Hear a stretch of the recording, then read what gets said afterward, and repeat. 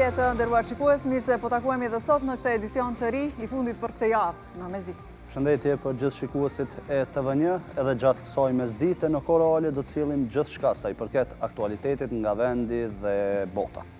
Deri kur mund të shtyhet publikimi i plotë i aktgjykimit të gjykatës kushtetuese, a do të konstituohet kuvendi brenda këtij muaji? A ka gjasa të ketë sërish bllokim, këtë herë nga lista serbe, e cilat janë opsionet për të dalë nga ngërçi, flasim në pjesën e parë me një panel në studio. Ndërkaq, kuvendi është ende në pritje të aktgjykimit të plotë të gjykatës kushtetuese. Megjithatë, në njoftimin e saj u bë e ditur se kuvendi me patjetër duhet konstituuar, duhet zgjedh nënkryetarin nga komuniteti serb. Dje në një deklarim të tij, kryeministri në detyrë Albin Kurti sërish insistoi në deputetin Nenad Rashić. A do të krijohet sërish kushtet që deputeti Rashić të kandidohet sërish? A do të pranoj këtë i njëjti meqenëse kishte deklaruar se nuk do që emri i tij të hidhet edhe një herë tjetër në votim? Si janë raportet e tij sot me deputetët që nuk i dhanë votën? Kush është përfaqësues legjitim i komunitetit serb? Për këto dhe të tjera diskutojmë gjatë pjesës së dytë me deputetin Nenad Rashić. Forcat detare izraelite sulmuan një flotë ndërkombëtare ndihmash që shkonte drejt rripit të Gazës dhe arrestuan të paktën 317 aktivistë në bord, thanë organizatorët të njëjtën. Sipas gjurmuesit zyrtar, 21 anije u sulmuan nga forcat detare izraelite, 19 të tjera besohet se janë sulmuar dhe 4 janë ende në rrugë drejt Gazës. Çfarë mesazhi po dërgon Izraeli me këtë veprim, si pritet të reagojë OKB e BE-ja, a ndikon kjo marrëveshje në fakt që pritet të nënshkruhet nga Hamasi për paqe? Të gjitha këto i diskutojmë në pjesën e tretë me njohës të gjeopolitikës. Ndërkaq, në pjesën e fundit flasim për një histori suksesi. Në studion e Mesdit vjen rrëfimi i trajnerit shqiptar të futbollit, i cili vetëm 21 vjeç është licencuar nga UEFA. Ndërkaq edhe në këtë moment sa po flasim, në kampin Film City është duke u bërë ndërrimi i komandës KFOR-it, atje po mbahet ceremonia zyrtare e ndërrimit të komandës në shtabin e forcës së Kosovës. Gjatë kësaj ceremonie, general majori i ushtrisë italiane Enrico Barduani do t'ia dorëzojë detyrën e komandantit të KFOR-it, general majori të ushtrisë turke Ozgan Ulutash, duke shënuar kështu një tranzicion të rëndësishëm në udhëheqjen e misionit paqëruajtës të NATO-s në Kosovë. Në këtë ngjarje të rëndësishme, ushtarako diplomatike kanë marrë pjesë edhe liderët më të lartë institucional të vendit, përfshirë presidenten Vjosa Osmani, kryeministrin në detyrë Albin Kurti, ministrin në detyrë të mbrojtjes Ejup Maqedonsi, si dhe ministrin në detyrë të punëve të brendshme Xhelal Sveçla. Të pranishëm në ceremoni janë edhe përfaqësues të spektrit politik e institucional, përfshirë deputetët Memli Krasniqi, Donika Grvala, Përparim Rama, si dhe shumë zyrtarë të tjerë vendor dhe ndërkombëtar. Ky ndërrim komande vjen në një periudhë të ndjeshme për sigurinë në rajon dhe KFOR-i mbetet faktor kyç në ruajtjen e paqes dhe stabilitetit në Kosovë dhe më gjerë në Ballkanin Perëndimor.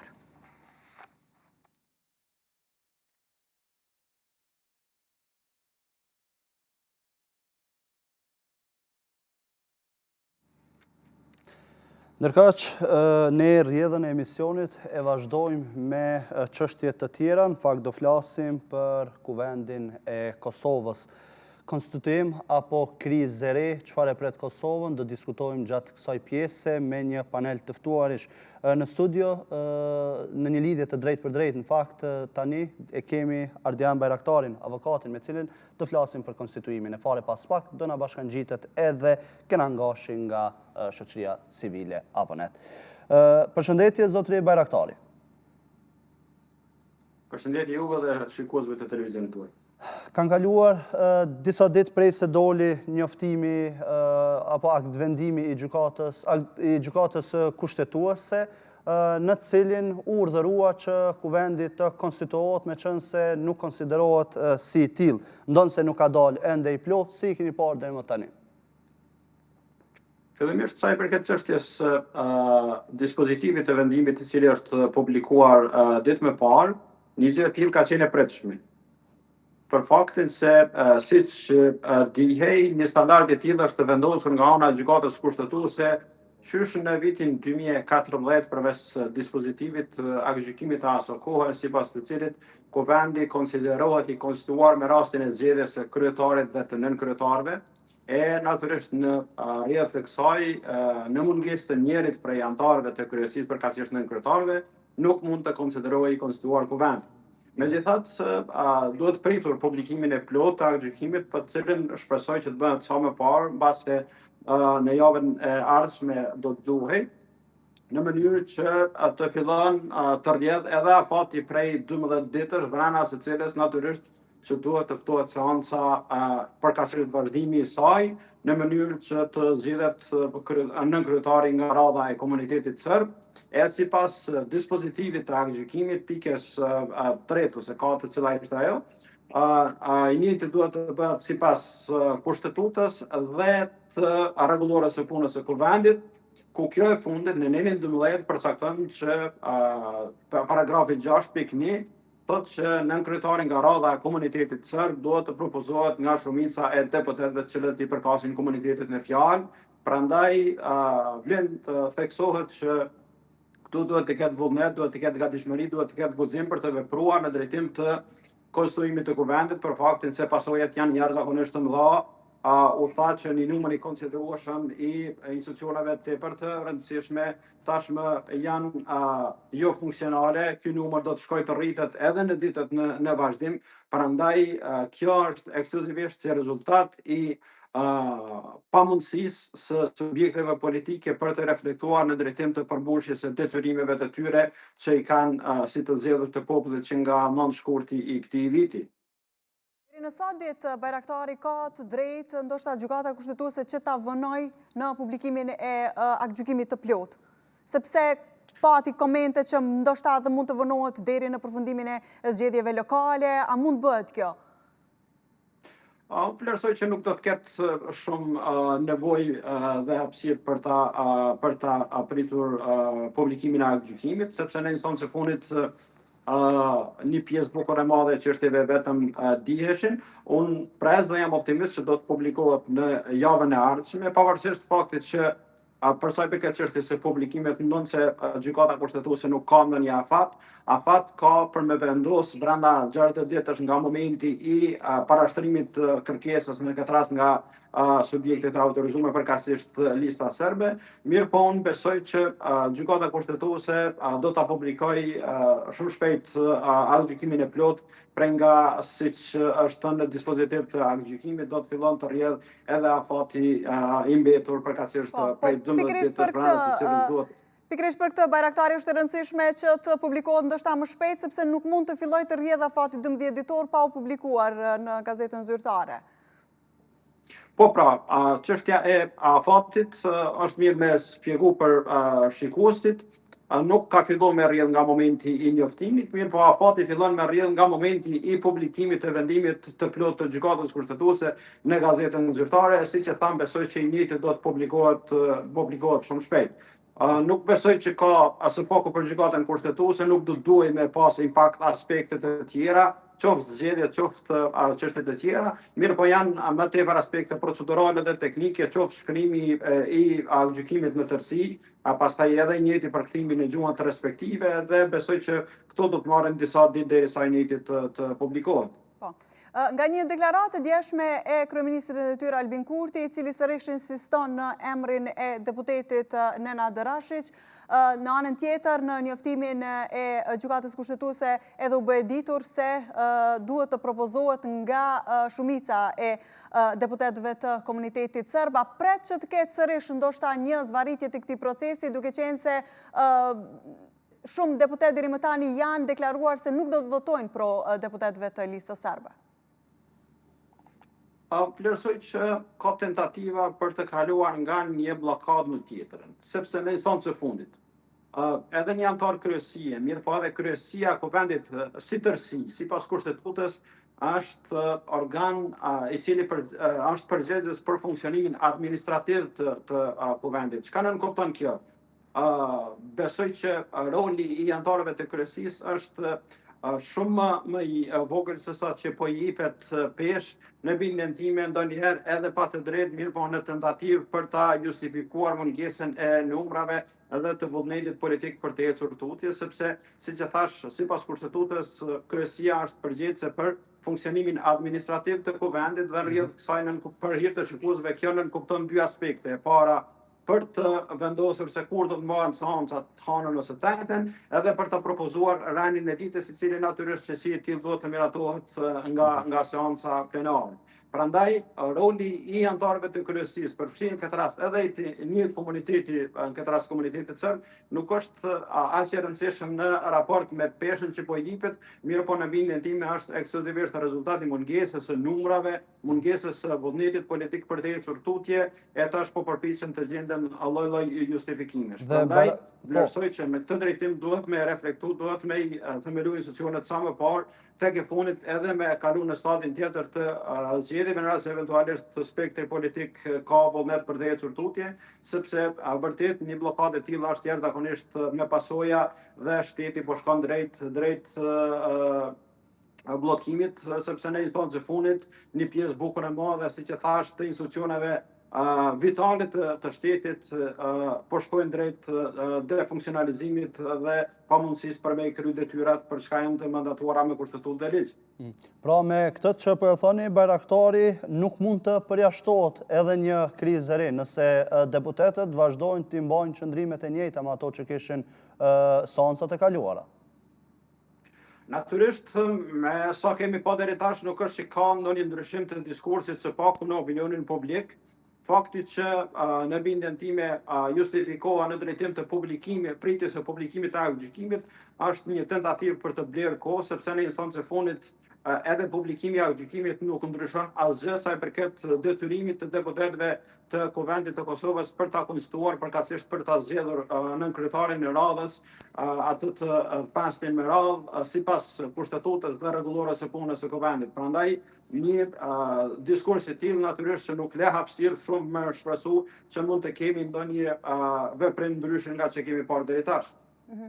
Ka gjasa që në publikimin e aktgjykimit plot edhe të ketë ndoshta detaje se si të propozohet, të caktohet ndoshta një kufi siç u caktua dhe me deputetët shqiptar, pra që të propozohet 3 herë një deputet. A ka gjasa që të bëhet kjo pastaj edhe me deputetët e listës serbe në këtë rast, dhe pastaj të ketë një mundësi të kalohet tek Nena Drashić?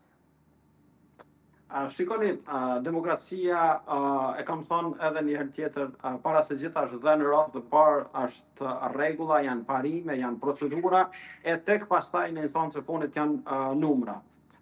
Insistimi për ta zgjedhur një deputet antar kryesie, i cili është i vetëm vis-a-vis 9 të tjerëve të cilët pavarësisht ne e dimë se si funksionojnë ata, se si ndikohen ata, e gjitha këto në bindjen time është një tentativë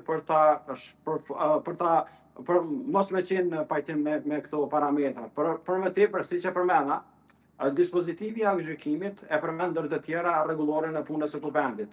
Rregulloria e punës së Kuvendit në 12 paragrafi 6.1 përcakton që propozimi i nënkryetarit nga radha e komunitetit serb bëhet nga radha e deputetëve, e shumicës e deputetëve që i përkasin komunitetin të fjalë.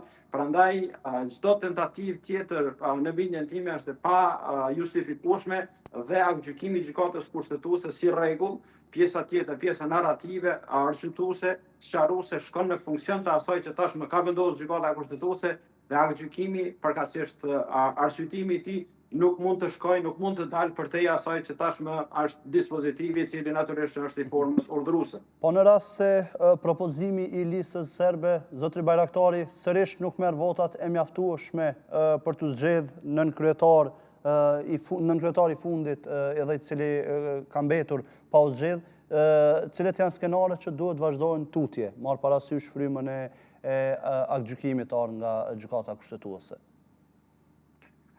Fillimisht duhet prit se si do të veprohet. E thash, duhet ose vullnet politik nga subjekti politik fitues relativ i zgjedhjeve për me kalu tutje, ose eventualisht gatishmëri dhe guxim politik të subjekteve të tjera politike, të cilat në bindjen time e kanë kuptuar dhe duhet me kuptuar qartë që një tentativë e tillë natyrisht është vetëm për të blerë kohë. Megjithatë, siç e kemi thënë edhe në aktgjykimin paraprake, mos respektimi i afatit prej 30 ditësh që tashmë është vendosur nga ana e gjykatës kushtetuese, kjo e fundit nuk ka vendosur në këtë fazë pasoja, për më tepër arsyeja e mos vendosjes së pasojave në bindjen time është në linjë me parametrat kushtetues për faktin se një gjë e tillë nuk është kërkuar nga ana e palëve të autorizuara, megjithatë duhet pritur në mënyrë që pastaj të përjashtohet mundësia që prapë të ridërgohet çështja në gjykatën kushtetuese dhe kjo e fundit të vendos për pasojën në rast se nuk do të kemi konstituim të kuvendit përkatësisht zgjedhje nën kryetarit të fundit brenda afatit prej 12 ditësh e cila ka mbetur si i tillë.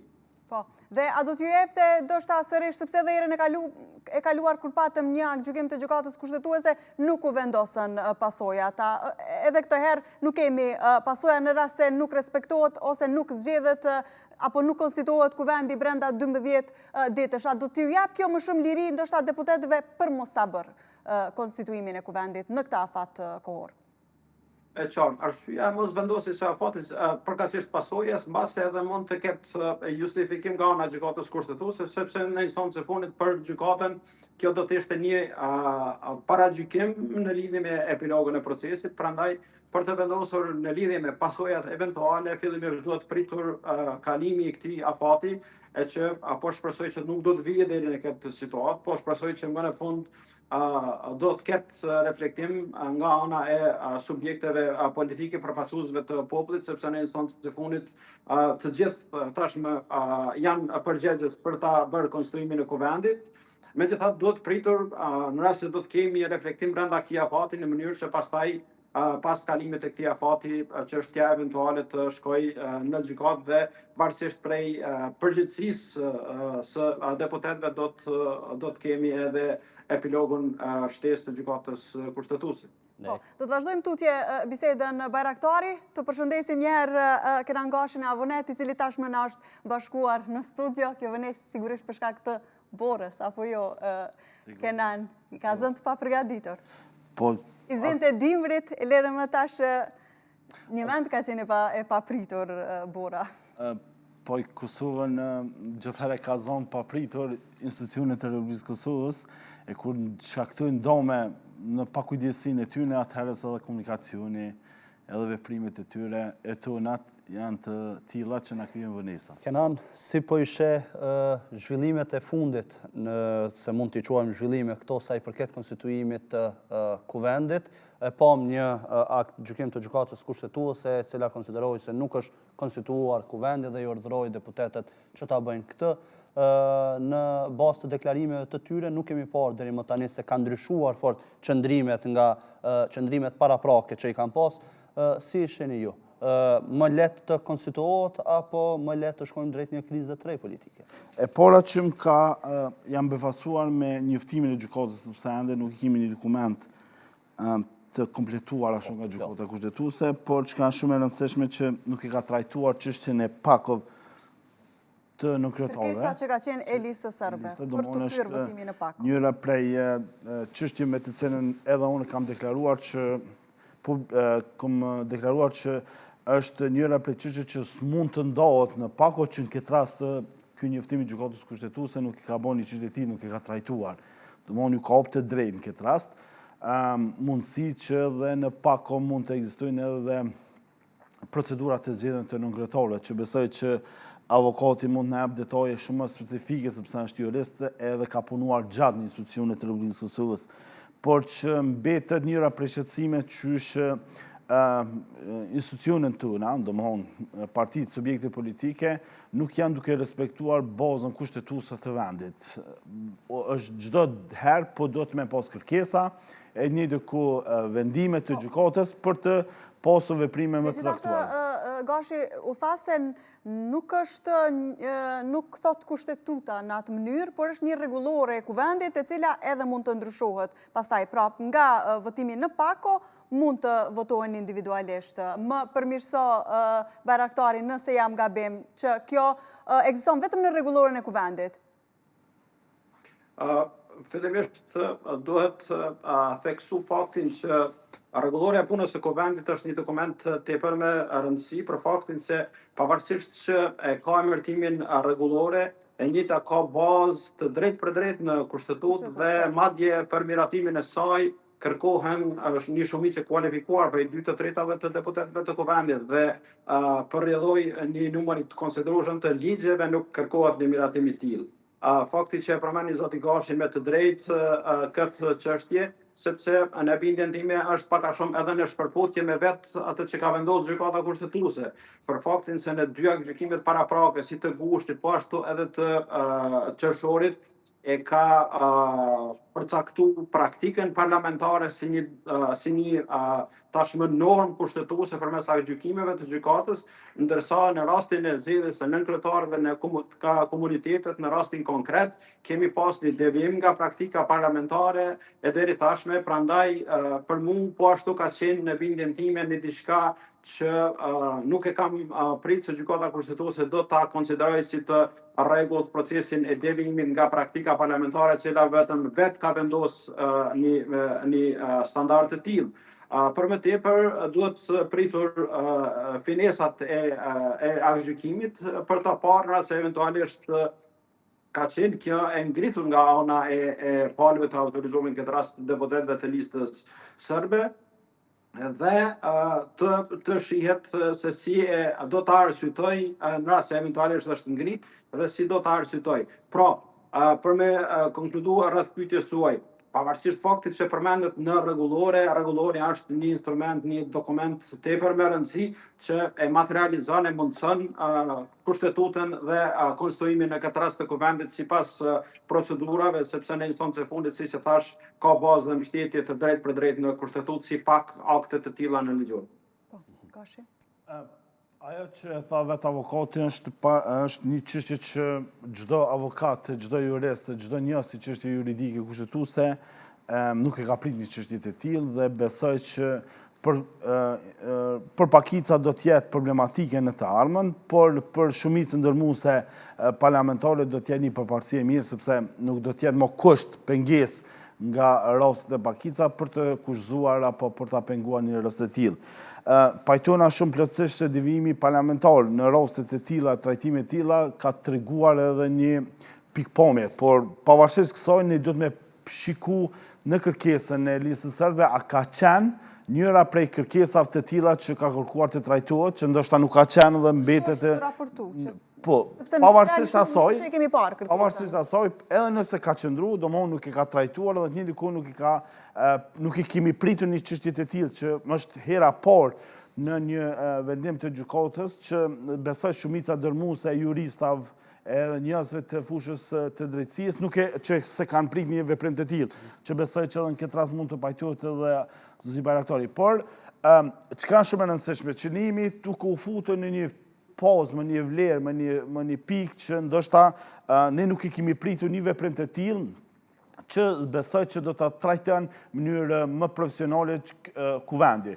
Dhe çka është më e keqja këtë kësaj që Kuvendi është duke u futur në një pjesë shumë më të rrezikshme se sa këtë situata të tjera. Domthonë ne kemi vetëm vendime të gjykatës kushtetuese, asnjë rast nuk i kemi një vullnet të mirë të institucione për të trajtuar edhe rregulloren, edhe ligjet, edhe kushtetutën e Republikës Kosovës, përjashtim atyre që janë vetëm si procedura teknike, por jo ato procedura me përmbajtje që do ta rregullonte edhe procedurën, zhvillimin dhe diku konsolidimin e Kuvendit, e që në fakt për neve mbetet shqetësim qysh s'kan vullnet këto subjekte politike, në këtë rast subjekti fitues në këtë periudhë, e që në fakt është duke krijuar dëme të pariparueshme në vend, edhe në aspekt material, ekonomik, zhvillimor edhe aspektin juridik që s'do të duhet në praktika të mira shoqërore të nxjerrin vendime të tilla nga një institucion shumë i lartë për veprime të konsolidimit që ndoshta do të jetë praktikë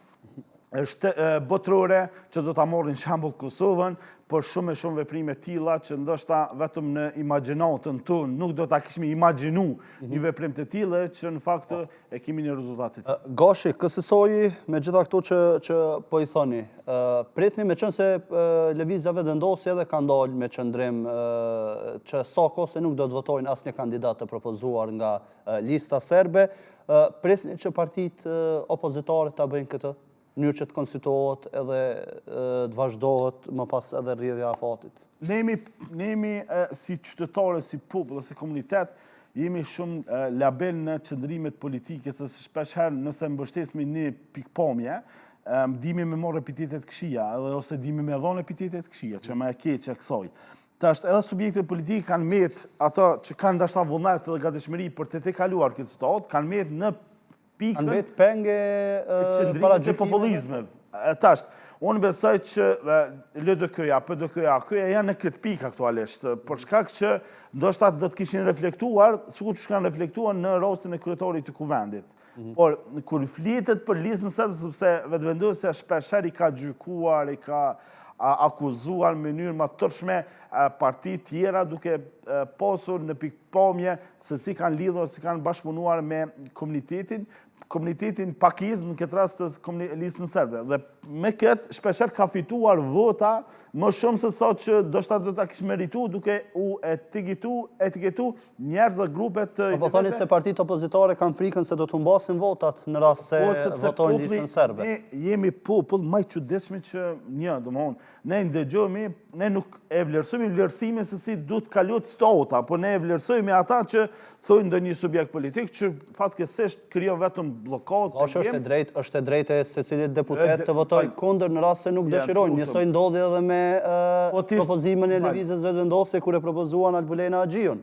Po të ishte më në vend pak me një kulturë, me një mendësi më ndryshe, do të pajtona shumë me këtë qëndrimin tanë, ose me këtë pikpamjen tonë, ose me pyetjen tonë. Por nuk mund të pajtona me një sistem kur një gabim, nështë 1000 gjëra i kibo pozitive, nështë një çështje shumë thjeshtë i kibo gabim, të kopën për qatë pikë. Këtë pikë, nëse do të kishme këshyrë në pikpamje tona si antarë të shoqërisë civile, do të kishë vlerësuar një veprim shumë më i direkt, shumë më i sinqert i direkt për të kaluar statën. Por çka më e keqja, që gjatë gjithë kohës lëvizja vetëvendosje ka thonë që këta pajtojnë me listën serbe apo kanë mendime të njëjta. Domthonë, edhe gjatë këtij procesin janë munduar t'i fajsojnë partitë opozitare sepse po dëshirojnë, bashkëpunojnë, kanë mendime, kanë raporte me listën serbe. Pavarësisht këtyre qëndrimeve, njëjtë edhe partitë e ish opozitës e akuzojnë Kurtin se ka bashkëpunim me listën serbe. Vetëm ja kanë kthy këta, vetëm ja kanë kthy nga ajo që ka thonë. Domthonë, nuk kemi një pikpamje që këta opozita nuk kanë gjetë forma dhe mënyra të kaluara mos me bashkëpunu. Kanë gjetë forma, bashkëpunimi. Po thoni se partitë nuk do të votojnë pro në perceptimin tuaj. Për shkak të paragjykimeve. Dhe si rrjedhon më pas sërish do të duhet që ose do të kemi një blokadë të re ose do duhet shkoni ndoshta me shortin që e bërën edhe herën e kalume e të vije më pas në pyetje edhe. Unë mendoj që këto det apo këto javë kemi po edhe disa veprime të diplomatëve të huaj ndërkombëtar në vend.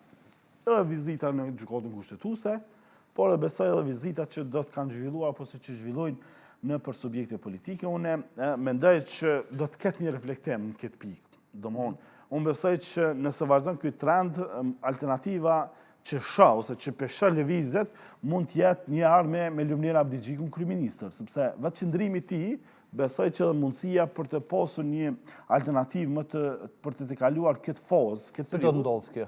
Por unë mendoj që edhe nga ajo që po shoh, që pe ndjej këtë aspektin politik, mendoj që do të reflektoj pozicioni për të kaluar statën e këtij ngërçi politik, sepse vetëm ja mundësi për të krijuar një marrëveshje, sepse unë besoj që partitë LDK, PDK, AK do të kenë mundësi që të votojnë listën serbe, për t'i mbështetur subjekte politike në formimin e qeverisë nga opozita.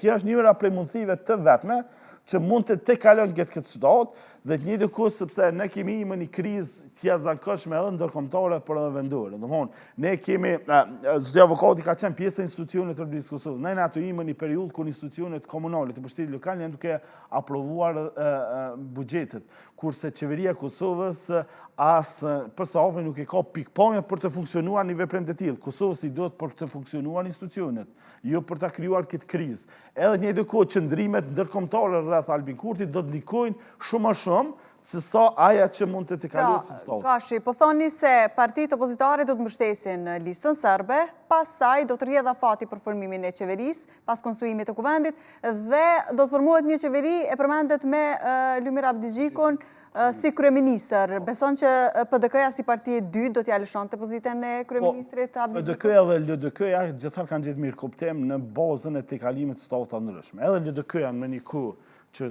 ne njihemi që nuk sheki pa kur ka qenë Isa Mustafa, por edhe një kohë në periudhat e tilla. LDK dhe PDK janë parti shtëndërtuese. Na duhet me pranu si fakt që këto dy subjekte politike kanë krijuar konceptin shtet formimit dhe shtet funksionimit të vendit tonë. Mbi bazën e kësaj, këta nuk mund të jenë loje politika më të cilën zhvillen një subjekt politik me fjalë dhe veprime populliste. Mbi bazën e kësaj kanë me reflektu anët tjera të veprimit institucional. Domthonë, ne jemi duke parë në elektorat tash aktualisht vetë deklarimi edhe pezullimi disa veprime të Shtetit Bashkuar të Amerikës janë duke ndikuar direkt në fushatat lokale nga policën vetëvendosje. Tash, kja ka reflektuar dhe do të reflektojë në masën e veprimeve tjera institucionale, domthonë edhe në krijimin e themelimin e institucionit të Republikës Kosovës, edhe në konsolidimimin e kuvendit. Por besoj që në të ardhmen do ta shohim edhe me nxjerrjen e vendimit të gjykatës kushtetuese, edhe veprimet e landës përmbajtësore me të cilën shihet në këtë vendim, besoj se do të reflektohet sepse nuk Kosova ka mbetur shumë më mbrapa se sa ne edhe çdo qytetar, edhe çdo njerëz që mund ta kish imagjinuar rrethonat me të cilën është krijuar dhe mbetet në këtë pikë siç e kemi aktualisht vendin. Bajraktari, mund të bëhet ky skenar? Natyrisht është çështje e vullnetit politik dhe konstruimi i kuvendit duhet me pas parasysh për me qenë shumë më i shkurtë dhe më i thjeshtë dhe më i qartë për shikuesit. Duhet të bëhet në dy mënyra, ose me vullnet politik të subjektit politik fitues për me kriju një shumicë dhe për me tutje, ose përmes guximit për të vepruar nga subjektet e tjera politike për të votuar në një kandidat i cili natyrisht edhe gjykata kushtetuese e tha që është e pamundur me orçmang sepse në instancën e fundit përfaqëson komunitetin shumicë komunitetin pakicë serbe në rastin konkret. Ajo që ka në fakt vlerësoj do duhej me karakterizu skenen politike është që me qenë më të sinqert në raport me opinionin, në raport me zgjedhësit, në raport me qytetarët e vendit dhe më u shpjegou qartë dhe shumë në mënyrë sa më thjeshtë të jetë e mundur.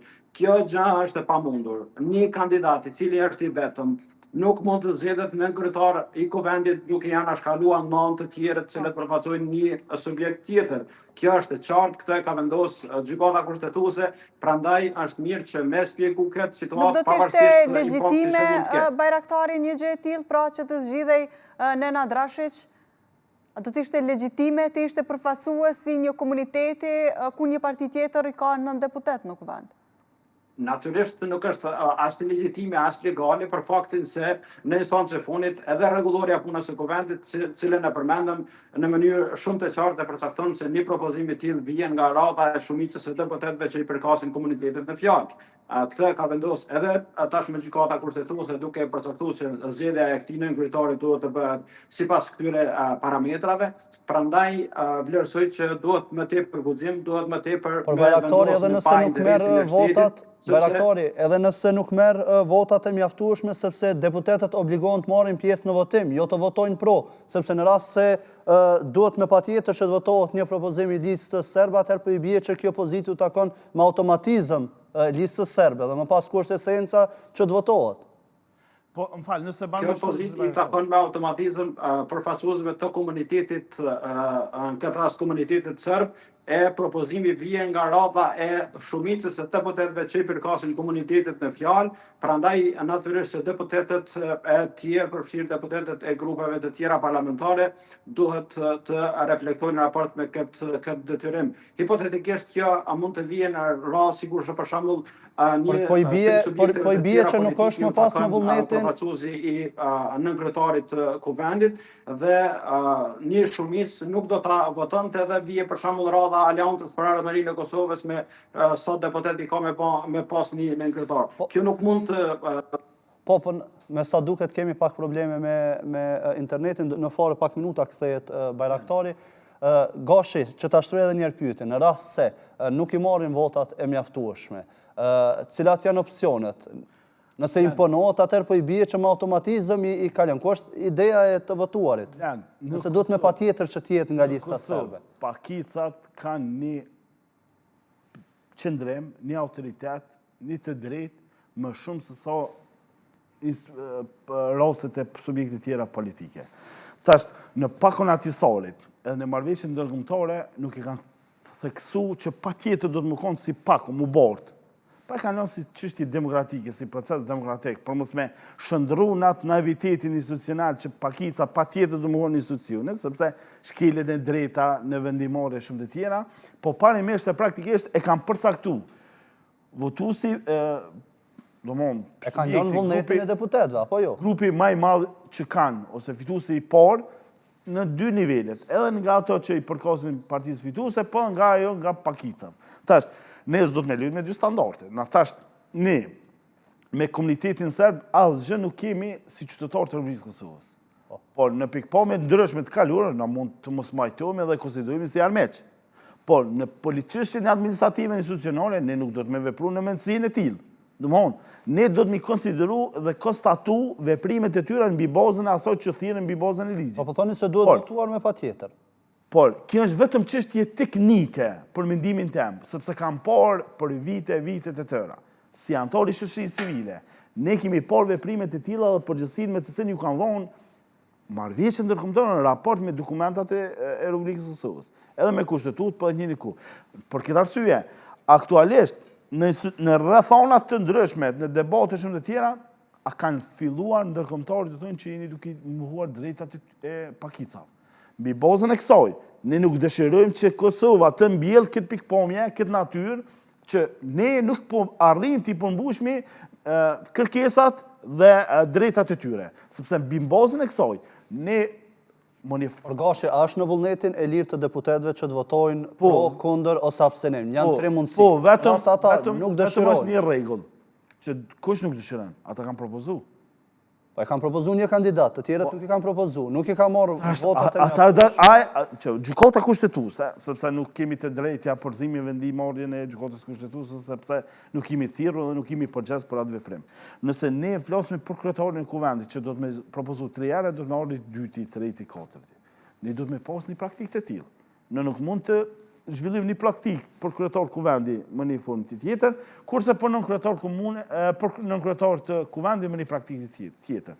Unë, si anëtar i shoqërisë civile, do të kishna ngrit këtë shqetësim, pavarësisht se çfarë komuniteti do t'i takon. Është e drejtë e tyre. Nuk mundem me përdor standardet e dy feshta. Ne do të me përjetu dhe njëri ku do të me respektu të drejta ndërkombëtare dhe marrëveshjet me të cilën janë burim dhe i asaj që ne kemi tashmë pavarësinë e Kosovës. Dhe besoj që ndoshta kur të publikohet edhe aktgjykimi i plot, edhe do të sqarohen se si do të vijohet tutje. Gashi, të falenderojmë shumë që ishe sot në këtë studio. Faleminderit shumë, ndërkaq Dorontina një falenderim edhe për avokatin Bajraktari, i cili për shkak të rrethana me gjas nuk mundi që kthehej sërish, po. Emision. Blen, do shkëputemi me një material të përgatitur nga Desku që flet pikërisht për aktgjykimin e gjykatës kushtetuese, ku dje kurti edhe ju drejtua mediave mbi këtë çështje, e pastaj do të kthehemi me një intervistë me deputetin Nenad Rashić. Kushtetuesja vendosi që pa u zgjidhur nënkryetari nga komuniteti serb nuk konstituohet kuvendi i Kosovës. Për këtë vendim që nxori organi më i lartë kushtetues në shtet, foli të njëjtën kryeministrin në detyrë Albin Kurti. Ai tha që po e presin aktgjykimin e plot, megjithse theksoi që askush nuk po e zë karrikën e nënkryetarit serb. Madje kreu i qeverisë në detyrë tha që puna duhet të vazhdojë pasi shteti nuk ka kohë për të humbur. Sa i përket aktgjykimit të gjykatës kushtetuese, ne duhet ta shohim atë në mënyrë të plotë për të dhënë vlerësimin ton, por ajo çfarë mund të them tani është se konsideroj që është humbje kohe dhe dëm që nuk po funksionon Kuvendi i Republikës Kosovës. Kryeministri në detyrë Albin Kurti e shes si të pamundur kthimin në votim në pako për nënkryetarët nga komunitetet. Emilia Regjepi është në kryetare e Kuvendit të Republikës Kosovës. Nuk mundet votimi për Emilia Regjepin të anulohet. Prandaj ne kemi ngelur te nënkryetari i fundit nga komuniteti serb, por mos harroni, nuk janë serb vetëm ata të listës serbe. Serb është edhe Nenad Rashić. Në njërën onë, përfaqësuesi i listës serbe i morri veç 10 vota, a Nenad Rashić i morri 56. Veç 5 vota t'ja jepshin këta 52 që janë të opozitës, sot nuk ishim duke i bërë këto pyetje dhe këto përgjigje. Më 26 gosh ligjvënësit e zgjodhën kryetar të Kuvendit të Kosovës Dim Albashën. Në të njëjtën ditë, për pozitën e nënkryetarëve u votuan Albulina Xhiu nga Vetvendosja, Vlora Qidaku nga Partia Demokratike e Kosovës, Kujtim Shala nga Lidhja Demokratike e Kosovës dhe Emilia Regjepi nga komunitetet Shumicë. Basha e pati shpallur të konstituuar legjislaturën e 9, ani pse dështoi votimi për një nënkryetar nga komuniteti serb. Por gjykata kushtetuese ka konstatuar që seanca konstituive nuk ka përfunduar.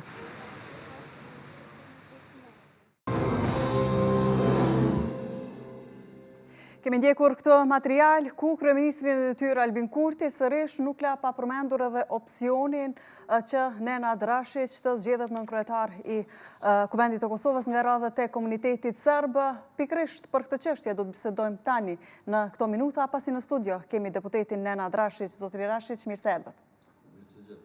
Patëm rastin të ndjekim bashkë dhe këtë material të përgatitur dhe këto deklarata të kryeministrit të detyrë Albin Kurti. Në anën tjetër kemi një aktgjykim të ri të gjykatës kushtetuese, ndonse jo i plot.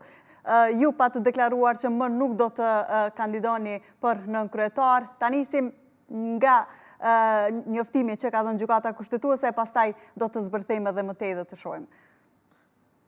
Pas pari gjykata, ky akt vendim gjykatës kushtetuese nuk është i kompletuar dhe une deri në këtë moment nuk e kom pa që është krejt e qartë në veçanti sa i përket nënkryetarit nga komuniteti serb, sepse nuk ceket në asnjë vend a do të mundsohet ose nuk do të mundsohet një kandidim tjetër përveç të listës më të madhe të komunitetit, në këtë rast është lista serbe. Kështu që une nuk kom thonë bashkë saktë nuk do të kandidohem, por kom thonë se nuk e di a do të lejohet mundësia një kandidim tjetër përveç kandidatit të listës serbe, sepse sa e di une është e mundshme që vendimi të jetë që ekskluzivisht lista serbe ka si partia më e madhe, me thonë, e ka drejt nominimit. E keni pasur informacione dhe gjatë kohës kur u kandiduat? Pra që i takon ekskluzivisht komunitetit më të madh, apo grupit më të madh? Jo, kjo nuk është informacion që ka, ose që mundeni të lexoni diku, ne ka një rregullore e cila e specifikon që sikur që favorizohet, ose me thonë drejtjen e nominimit e ka lista e cila ka më shumë të deputetëve, por nuk ceket asgjë tjetër. Prandaj kjo që kemi bërë ne në të normalisht dhe kom qenë dhe të ju, besoj që një për emisionave, atje normalisht nuk ndalohet një kandidim tjetër përveç listës më e madhe, në këtë rast listës serbe, dhe bazuar në këtë, sikur që i kom thonë dhe më herët, une e kom parë syshme që ta nominojmë normalisht, sepse ata e përfaqësojnë një metodologji, një mentalitet tjetër, të them ashtu politik, une po dëshiroj diçka tjetër ashtu me radhë. Prandaj, une po konsideroj në cili do prej elementeve të temat të ligjeve normale që thuhet që shumica e deputetëve vendos. Prandaj, po të kishim marrë ne 61 vot, me të vërtetën do të isha shumë interesor që të shohë në çfarë forme gjykata kushtetuese mund ta të them ashtu, ta anullon një vendim i tillë, sepse në parim i parë thot me shumicën e deputetëve. Në këtë rast duhet të ketë 61 vota, po të kishin pas 61, jam i sigurt që kjo do të kishin të kaluar moti. Që prej njoftimit të gjykatës kushtetuese që doli para pak ditësh, është diskutuar shumë se çfarë do të ndodhë tutje. U përmend edhe në materialin që e pam paraprakisht, edhe vetë kryeministri në detyrë Kurti, u përmendi dhe edhe një herë tha se pse ai beson se ju mund të jeni nën kryetari i 5 aty edhe ku ka stagnuar tashmë procesi. Megjithatë, ju citoj se fundmi keni deklaruar se nuk keni qenë optimist, por nuk jeni aq optimist si herën e parë. Mund të ndodhë i njëjti skenar, mendova se do ishte lehtë që të pranohem si kandidat.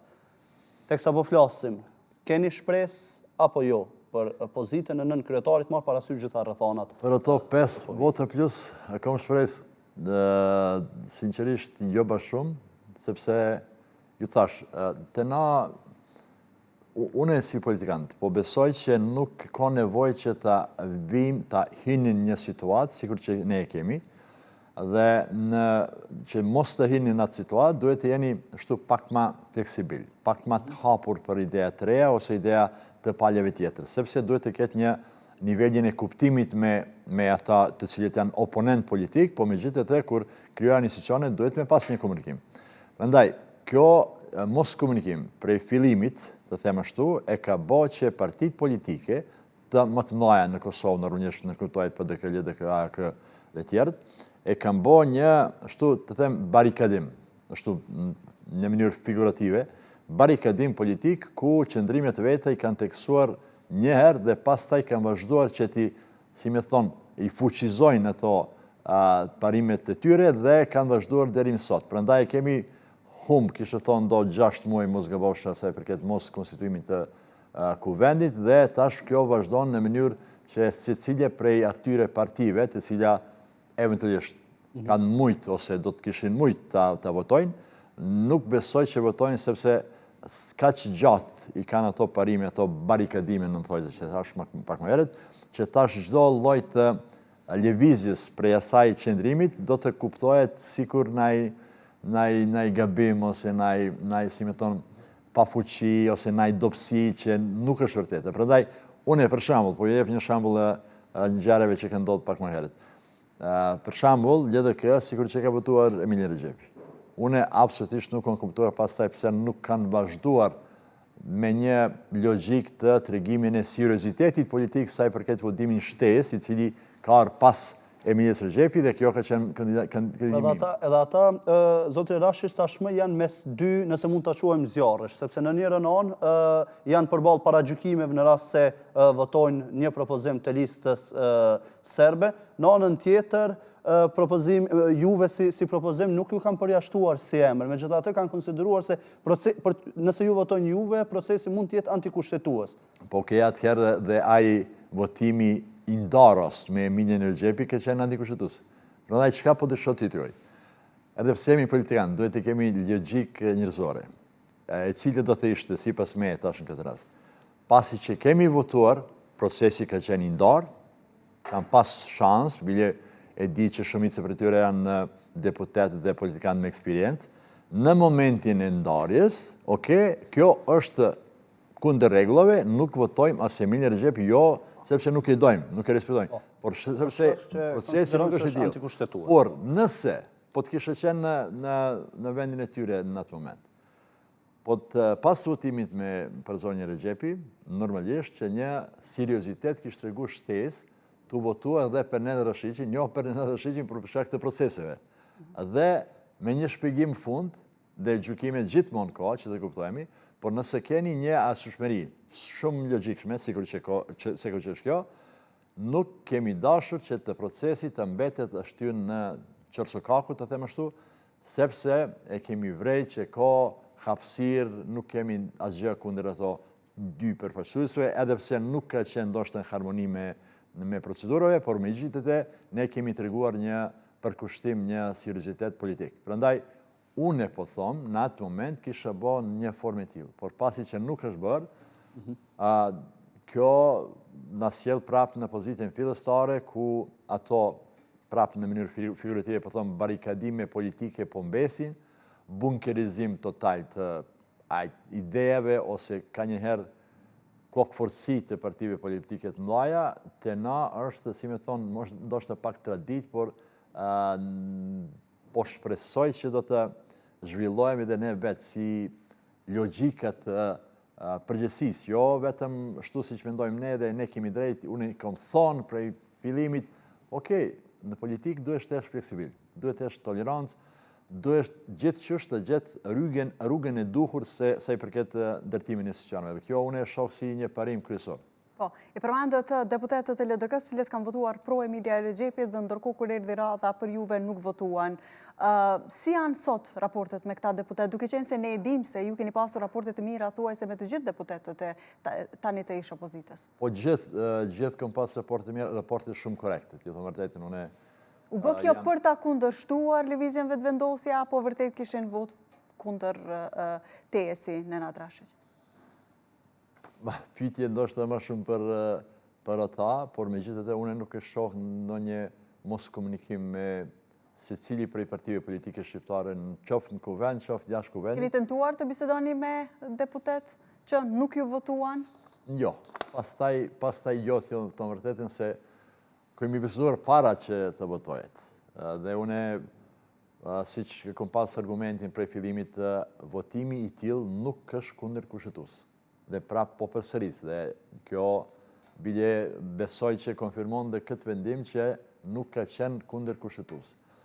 Nuk hin detajet, a ka qenë procesi i ndarjes kundër rregullave, kjo se nuk jam kompetent, ndoshta po të kishim bo ose të kishin bo ndonjë kërkes për shqyrtim, ndarja ndoshta mund të jetë diskutabile në thojës, por votimi i tillë nuk është. Dhe si që thashe edhe ma herët, çdo parti politike e ka atë skenë që është kuvend. Kjo është në çdo vend skena më e madhe o e më e rëndësishme sa i përket tregimin e mendimet tuaja politike. Dhe në këtë rast partitë politike kanë obligim, pavarësisht a janë të njëjta me do parti tjera opozitare, a janë të ndryshuara. Tregimi dhe është votim.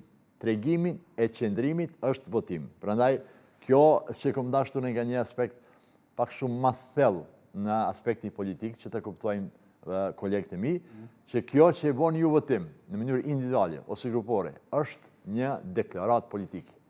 Ju a jeni në këtë rast për listën serbe ose për mua. Sepse dhe mos votim, kur do formin, as për, as kundër, abstenim, është një deklarat politike. Që thot, ju jeni, ose ata, janë për gjendje sikur që kemi. Prandaj, unë bilja shtu e shoh. Unë nuk e kom pa atë moment, kur ka qenë votimi në veçanti duti treti, për mua nuk e kom pa kur farë pënges në mënyrë individuale ose kolektive një parti politike ose individ të asaj partis që të votojnë pro. Por nuk ka votuar dhe unë prej ati momentit kuptova se ajo barikadime që prapë po këthem herën e tre që po i përmendi, janë kaq shtu të forta që njerëz nuk mendojnë që ata vetë kanë drejt shprehjen në mënyrë politike e tyre, por për kundërzi e përzgjedhin një po kishtë thonë një ngerq, e cili po vazhdon të jetë, dhe ne kemi humbë do 6-7 muaj si pas me pa kur farë rësye. Realisht, sepse nën kryetari nga radhët e një komuniteti edhe duhet të përvacojnë atë komunitet. Përvaconi realisht ju komunitetin serb apo lista serbe? Unë po i rëntoj, sa i përket metodologjisë e punës, sa i përket politikës praktike, sa i përket veprimet praktike të cilët besoj që kemi të rëguar në çdo moment, jam i sigur që mas paku 80% të Sërbë të Kosovës e përkrahin. Por, ju kër i keni zgjedhjet, si kër që tani kemi, një pushat parazgjedhore, spari duhet të kuptoni që oponente që kam une, që kemi ne, kështë thonë krejt Sërbë të Kosovës, janë ata që janë brutal. Njerëz pa dishëm, pa edukuar, njerëz me shumë pak përvojt punës, njerëz destruktiv. Sepse dikush tjetër i nominom si të tillë. Për shembull, ta kolegët e mi që janë në kuvend në këtë moment, ata nuk kanë ndaj formë për zgjedhjes së kandidatëve. e ka një person, i cili thot, Filjani nëmbër 2, Shabani nëmbër 3, Stojani, ashtu me radhë. Prandaj, kjo nuk ka kurfar element demokratik të përzgjedhjes së vullnetin e qytetarët. Për shembull, ju tash që keni vetëm të shikoni kandidat për kryetar të komunave. Unë ju garantoj, ju me traktor nuk mundeni me nxjerrë një debat. Sepse jam padishëm, sepse e din që krejt që kanë bërë deri më tani është keq. Por me najfar ambrelen e diktaturës së Beogradit e imponojnë në formën brutale, tu shantazhuan, tu nis prej sociale, paga, dhe biljeta Tani se edhe votuesit e listës serbe u imponohet që t'i votojnë ata, sepse në të kundërtën do të votonin ndryshe, ndoshta do të votonin... Ta jep një shembull. E keni varet për region, për shembull, tash kemi pas rast në Klokot të tje Anë Moravës. Njerëz të cilit kanë përfituar prej ministrisë kemi do programet e cilat janë të vazhdueshme. Për shembull, ndërtimin e shtëpijeve, renovime, dërgimin e materialit ndërtimor. Dhe ai material ndërtimor është limituar në një sasi ku njerëz që zakonisht, secila pasi që Sërbë zakonisht jetojnë në ato vende që janë rurale, dhe zakonisht gjithë i nevojitit për një shtëpi, shtesë ose një dhomë, se di, diçka e tillë që të ndërtojnë. Dhe ne kemi shpërndarë tash para do një muaj e gjysmë, 2 muaj mos gabosha, do 200-230 mos gabosha këta përfitues. A dini që në pjesën Anë Moravës, 20 persona i kanë kumbë vendet e punës, që po llogaritë që janë vendet e punës në institucionet e Serbisë, vetëm sepse kam pranuar materialin ndërtimor që kemi dërguar ne. Prandaj, po ju tregoj një ekstremizëm që ka bëhet. Vetëm se ju si personi keni drejt aplikimit dhe se keni nevojë, dhe kur keni përfituar, dikush vjen në veçati kandidati për kryetar Dejanoviqi në Klokotit, ai është shefi atje, sa i përket institucionet të Serbisë, dhe i hek prej listës e pagave, i hek prej me thonë socialin kresh të mëranë. Prandaj, kjo është vetëm një shembull ekstrem, po thomë, përndryshe, të gjithë ata, sikur që e keni pas, ndoshta nuk i përcjellni kaq me vëmendje, për shembull ju keni keqpërime kaq të vrashta në Gushtëric, për shembull afër metu ku jetoj unë, i kam pru dhe fëmijët në fushat, tu marrë me transparenta, që ligji thot, në mënyrën strikte, nuk guxohet ose nuk lejohet keqdërimin e fëmijëve nën moshën 14 ose 18 vjeçare ashtu me radhë. Prandaj krejt elemente që janë abnormale, lista Serbi përdor. Dhe tash e fundi, jo të një sen, ju lutem. Tash e mora vesh, normale që mobilizim bëhet atje në Serbi të gjithë ata që eventualisht kanë dokumenta Kosovës. Pensionistët mes të tjerëve. Dhe i organizohet udhtim, normalisht falas, ushqim, flajtja, dhe në fundin 100 euro është me ditë. Do ndryshonte gjithë kjo situatë në rast se ju do të ishit në kryetari i kuvendit? Jo, nuk besoj që do të kishim mujtë të ndalojnë, por është një temë tjetër, si që tashë përmenda, pasi keni përështu pyetje si po operojnë. Ata nuk kanë përkrahje, por kanë një metodë. Ndjen të detyruar, po thoni ndjen të detyruar. Forca dhe parat. Forca dhe parat, në kombinim. Cilje e zgjedh? Apo donë forcën ose kombinim? Forca me para. Ti kime shku, por dhe pare kime marë, nëse nuk e bon një gjë e tillë, pas taj ti e ki pasoja. Ti e ki prej listave, prej pagave dhe shumë. Zotri Rashiq, jeni ndjerë ndoshta në ndonjë moment, ndoshta edhe i përdorur nga partitë shqiptare, në këtë rast, kemi rastin konkret tani për ta përjashtuar listën serbe? Shumë herë kom një përdorur, si që thoni ju, por pasi që une e kom eksperiencë 20 vjeqare, normalit që kjo mund të ndodhe he pas herë, është për mu, obligimi im është që ta bëj gjithë shka që është në fuqi ime personale në favor të komunitetin tim dhe komuniteteve tjera, por pa anashkalluar drejtet të popujve tjerë, për shembull sikur shqiptare që është. Dhe bazuar në këtë, si që ta kështë ma heret, në politik nuk mundet me thonë black and white, me thonë tonë kohën. Nuk mund me thonë vetëm shtu thjeshtë. Zakonisht janë proceset e cilat nësi jeni pjesë e proceseve, nësi jeni pjesë e institucionave, duhet të keni një fleksibilitet. Nuk po thëmë fleksibilitet sa i përket respektimin e ligjeve, aty nuk ka çka të mendojt, por sa i përket orientime politike të cilat janë afatgjatë. Prandaj, unë kam përzgjedh një metodë praktike dhe shumë pragmatike në aspektin e ndihmës së qytetarëve, sepse unë e di që e kemi një fluks të them ashtu të vazhdimin e largimin nga Kosova, për shembull, në veçantia të njerëz të ri, dhe unë e di çka i mungojnë. I mungojnë një përkrahje jo në aspektin vetëm financiar, por kulturor, dhe aspektin të gjithë elementeve të cilat duhet të kenë një grupacion i tillë. Dhe unë e di që vetëm mënyrë është që të jeni pjesë të institucioneve ku mund të ndryshoni diçka. Se nëse mbeteni jashtë dhe që të ankoheni, të shkruani do ankesa, më besoni që nuk ka kur gjë për asaj pune, sepse normale, nëse nuk keni si një iniciativë, nëse nuk keni rëndësi që të mund të ndikoni institucionet, kjo do të mbetet e njëjtë. Prandaj, siç thash, unë kam përzgjedhur që ta luftoj në një aspekt shtu pragmatik, edhe pse e kam shumë sfidë normalisht me oponentët e mi, por megjithatë pas 20 vjet nuk kam çka tjetër të bëj përveç ta jem shumë afër qytetar dhe ta ndihmoj sado që mundet. Në rast se hapet sërish rrugë që emri juaj të dalë për votim për nënkryetar të kuvendit, prisni që të ketë në ndryshim nga numri i votave që kemi parë herën e kaluar kur hodhet në votim, do ketë ndoshta një ndryshim tek partitë e ish opozitës? Pyetje me vend, por sinqerisht kom qenë optimist si thash në fillim dhe në votimin e parë, votimin e dytë tretë, por tani nuk jam sigurt të kam hapësirë që të jem optimist. Pra mendon se nuk do të vije hiç puna që të propozoheshit edhe një herë, marr parasysh formën me shartë që ishte apo. Shikoni, nëse besoni që partitë shqiptare do votojnë pro listës serbe? Po kandidatit e tyre kanë fjalën. Nuk besoj me të vërtetë, sepse dini dhe ju vetë, 10 vota e ka sepse gjykata kushtetuese në fakt urdhëroi që të konstituohet brenda 12 ditësh.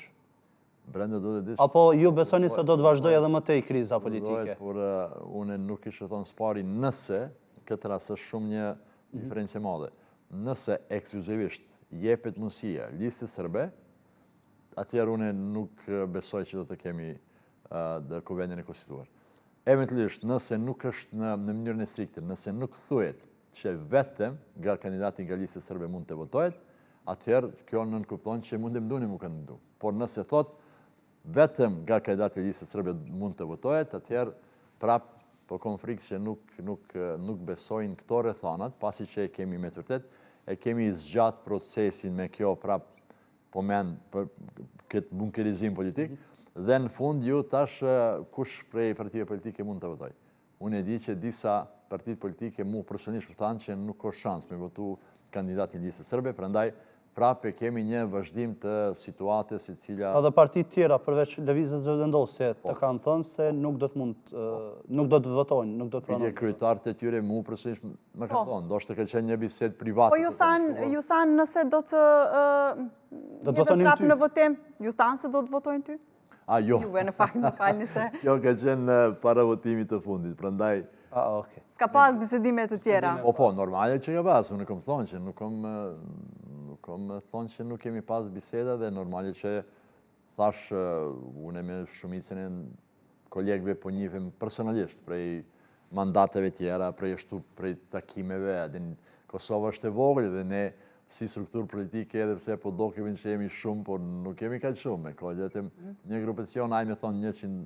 Apo beson që ndoshta nuk është çështja tek emri juaj, por është çështja tek zvarritja, sepse nga ajo që kemi parë, edhe ju konvenon të gjitha partive që ta zvarrisin. Dhe çdo bisedë kur kom pas me kolegët e mi në parlament, para votimeve, të gjithë ose shumica prej tyre ka thënë nuk është diçka personale, të lutem, kjo nuk është lidhur me ty, nuk kemi problem me ty, por problemi është se kemi pozitë të tillë, bile dhe justifikime ose arsyetime ka qenë gjithashtu nuk është brenda, nuk është harmoni me kushtetutën, ku ne thash jo, votimi absolutisht nuk është kundër kushtetutën, njëjtin sikur që e kam thonë juve. Ndoshta ndarje, procesi i ndarjes nuk ka qenë bash 100% sipas rregullave, por votimi i tillë për mua nuk është kundër kushtetutës. Megjithatë, kom pa që një moment kam pas dilema, ata votojnë, nuk të votojnë, por në fund kam vendosur që mos të votojnë, sepse a dini në politikë njëherë, kur dojnë do sende si kur tila. Parti politike në këto raste zakonisht po dëshirojnë që ta minimizojnë një dëm eventual i cili mund të dalë prej ti procesi. Sepse këtu nuk ka fitus. Unë e di, jam i sigurt, që kërkush asnjë parti politike nuk do dalë si fitus. Por disa kemi dalë si humbës. Dhe në këto raste, kur parti politike nuk e bojnë ndonjë ndryshim, është vetëm, siç keni thonë dhe ju në fillim, sa i përket kritikave ose gabimeve, vetëm po dëshirojnë ta minimizojnë dëmin e mundshëm politik i cili mund të dalë prej ndonjë vendimi i cili do të jetë i kundërti prej vendimit nga fillimi. Prandaj prapë jemi në situatë, siç thash edhe në fillim, ku fatkeqësisht jemi ardhur në pozitë ku të gjithë partitë politike mendojnë që më së miri të jesh me mbetë ashtu siç që kanë deklaruar prej fillimit, se sa që të ndryshojnë qasje, të ndryshojnë në një drejtim tjetër. Prisni që të ketë përfundimisht konstituim, apo dhe do të shkohet në zgjedhje, sepse tash edhe partitë e tjera janë deklaruar se zgjidhja vetme janë zgjedhjet. Po, unë konsideroj 80% është sigurt që shkojmë në zgjedhjet. Do ketë ndonjë ndryshim në përfaqësimin e komunitetit serb? Mund të ketë më pak më shumë deputet, pastaj lista serbe, apo ju, ndoshta partia juaj më shumë deputet? Unë gjithmonë po luftoj për më shumë, të vërtetë, sepse përmendoni tash. Nga situata reale, sepse sigurisht secili pretendon për më shumë deputet. Tash ka situata reale, nëse nuk importojmë kaq shumë votues, prap ju rekujtoj, në zgjedhjet parlamentare, lista serbe ka pas 40.000 vota, prej tyre 40% janë të nënthojza, importuar, që do thotë mes 15 deri në 18.000 votues. A dini kjo është për komunitetin serb një shifër shumë e madhe, po të mos kishin pas ato importuar, kishte qenë një reprezentim shumë real. Në këtë rast me ato parti politike tjera që kanë garuar së bashku me ne, kemi pas do 22% të votuesve që të cilët nuk kanë votuar për listën serbe. Prandaj edhe me çet importim i madh që kanë pas, prap në numër total 22% nuk kanë votuar për listën serbe. Prandaj dhe kjo që kemi konstatuar pak më herët, me krejt këto një forcë brutale që keq përdoret, me krejt këto para që investojnë në këto zgjedhjet, prap e ka një vullnet njerëzve të cilët janë absolutisht arsyeshëm, të cilët janë të mençur dhe kuptojnë që nuk mundesh me kriju kushte për bashkëjetesë, tu deklaruar do sende për shembull sikur që bën Vučić ose Një pyetje të fundit, zotri Rashić, pret që komunat me shumicë serbe apo ndoshta edhe komunat veriore t'i kthehen sërish listës serbe pas këtyre zgjedhjeve të 12 tetorit, apo ka gjasa të ndryshojë diçka? Në veri shansat janë më të vogla, por në jugun e shoh kapacitete që eventualisht nisë komuna mundemi të jemi konkurrent. Mes tjerëve besoj që jemi konkurent në Gëqenic, Shtrëpc, por po ashtu ndoshta mundemi në Rendluk. Dhe kjo do të ishte shumë më nësi një hap tepër pozitiv sa i përket të them neve të njerëz të cilët konsiderojnë normal në përfaqësimin politik, njerëz të cilët po besojnë që duhet të favorizohet këtë aspekt autonomisë serbe, kur për tomë autonomisë politike, që mos të jemi varfur prej ascili do anë. Dhe kjo është shumë më rëndësi. Ne, listës serbe, ose që cili me thonë partia politike, po të mos kish krijuar një, të temë shtu, një kapacitet të vetën, kur nuk do të ketë respekt. Prandaj, në vetëm momentin, kur ne në mënyrë autoktone, ne në mënyrë, të them shtu, vetë organizuar, nuk e krijojmë një respekt ose nuk krijojmë një fuqi, nuk do të jemi respektuar as prej Prishtinës, as prej Beogradit, as prej Brukselit. Unë zakonisht po kam një shprehje nëse mundem. Sikur ne që jemi një zakonisht për diplomat, sikur që jemi një Bermuda Triangle, ku jemi mes Prishtinës, Beogradit dhe Brukselit, dhe të gjitha ta elemente po flasën në emër të sërbe, por ne nuk jemi as prezent në to të kemi. Prandaj është një paradoks politik, që të ju mos të keni përfaqësimin e vetë, e keni Beogradin, Prishtinën dhe Brukselin. Me çdo respekt që kam ndaj tre ato me thonë palët, por ne duhet jemi në qendër të bisedave. Jo që t'jemi anush, jo që t'jemi as në mbi tavoline, por jemi në dikun... Zotëre Rashish, ne realisht shpresojmë që të kemi mundësinë edhe herave tjera të diskutojmë, të shohim se si do rrjedhin gjërat edhe pas publikimit të plot të gjykimit gjykatës kushtetuese. Faleminderit shumë edhe një herë që ishe pjesë e mesditës. Faleminderit shumë. Ndërkaq, Dorontina, nga këtu ndahemi me një material i cili flet për temën më pas cilën do e diskutojmë në pjesën e radhës. Izraeli ka ndaluar misionin e Sumudit. Nga fillimi i shtatorit, më shumë se 500 vullnetar nga 10 vende me 10 anije ishin nisur nga portet anë kënd botës për në Gaza.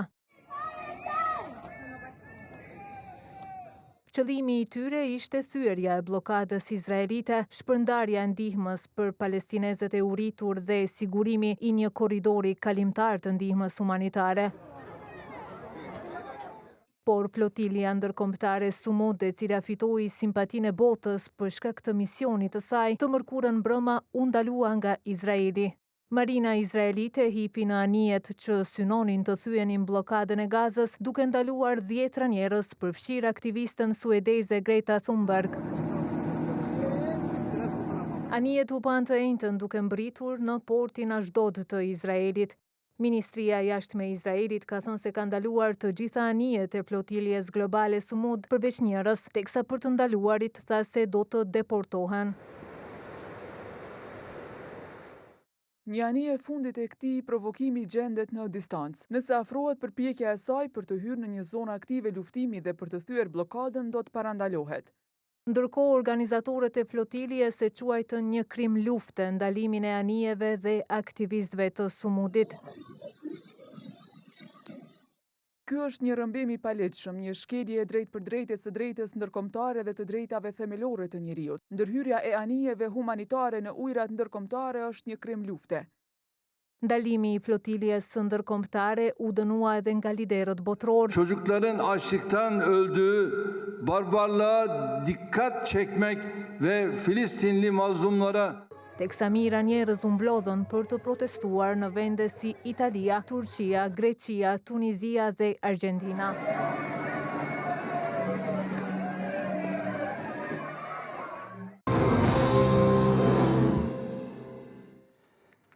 Jemi rikthyer sërish në studio, vazhdojmë rrjedhën e misionit me tema të tjera. Forcat izraelite kanë ndaluar me 10 anije që transportonin ndihma drejt Gazës. Në bord ishin edhe aktivistë të huaj, përfshirë këtu edhe suedezen Greta Thunberg.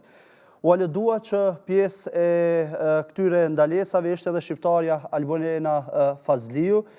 Fazliu si pjesë e flotës globale Sumud synonte të dërgonte ndihma në Gaza, ndërkaq në një reagim së fundmi, kolektivi për mendim dhe veprim feminist ka njoftuar se aktivistja shqiptare mund të ndodhet në një anije që nuk ka arritur ende, ndonse ky ishte postimi që patën këta të fundit para pak minutash. Flota u ndalua të mërkurën nga ushtria e Izraelit për të diskutuar të gjitha këto dhe detajet të tjera mbi këtë ngjarje e cila ka marrë vëmendjen e gjithë opinionit publik dhe gjithë bota ka syt nga kjo flotë detare. Në studio kem të ftuar njohësin e geopolitikës zotrin Lutfi Bilali. Zotri Bilali, faleminderit shumë për kohën. Faleminderit për ftesën.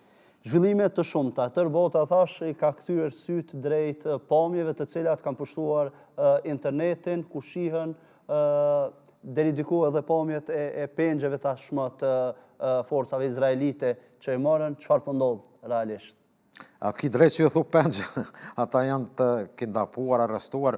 Izraeli kryesisht në ujërat ndërkombëtare nuk ka pas drejt të intervenoj, po ka, me qenë se provokimet kanë qenë që goditje ka po me stërpikje të ujit, të topave të ujit, një aktiviste kroate, dje ka lajmëruar lidhën me televizionin kroat drejt për drejt, që kanë gjuar edhe mjetë eksplozive në det për t'i friguar, ka qenë shumë e rrezikshme.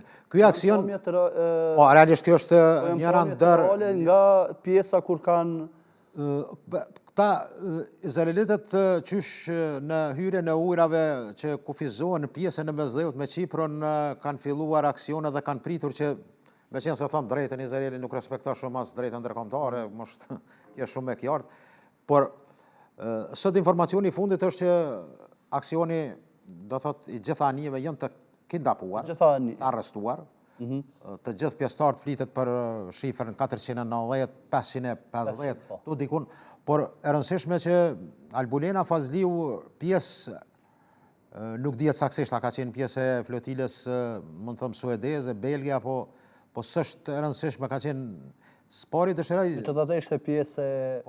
Informacionet që është arrestuar me gjithat aktivist, do thot shumë, tënë komplet, numri tyre... Afer 500 vete, apo? Janë të arrestuar, dhe ka marrë fund aksioni, duke tash para disa ore, flitet që dhe flotila e fundit është penguar dhe është kapur, dhe do thot aksioni me këtu më duke që ka përfunduar. Brom ka qenë afer 8 milje afer pjesës për në teritorin palestinës të ujrave, se Gaza njët si pjesë e Palestinës, pjesës e autonomisë që udhëheqet nga Ramallaj, por si pjesë e saj do thot në vijën territoriale, hyrjen në ujrat territoriale ka qenë 8.000 që i bje 13 kilometër. Reagimi Izraelit e dëgjuat, reagimi i tyre ishte se kanë argumentuar se ndërhyrja është e lehtëshme brenda kuadrit të një blokade detare, duke justifikuar për atë që thanë për arsye sigurie dhe se aktivitetet e flotës përbëjnë një provokim ndaj kësaj blokade. Po, Izraeli ka stu bledhe një fjali tjetër që këto janë ndim për kraja Hamasit. Sepse tash ata dëshirojnë që me qenë se s'ka kredibilitet, më thëmë drejtëm, ta thëmë haftas në punionin ndërkombëtar, këto deklarata... Edhe nuk bënë sens. Ja, nuk kanë sens. Me qenë se Izraeli ka angazhuar një kompani jashtëzakonisht e fortë për Ministrisë jashtëm izraelite, një pagesë jashtëzakonisht për të kthyer imigjin në opinionin publik. Po shumë vështirë, realisht e ka vështirë. Me lejoni të thamë vetëm shkurtimisht se përmenet Sumudi. Sumudi është fjallet terminologji arabe që prej arën dikon në origjinë ka kështu si term nga India, Sumud. është sakrificë dhe rezistencë, por me mjete jo violente, me mjete paqësore.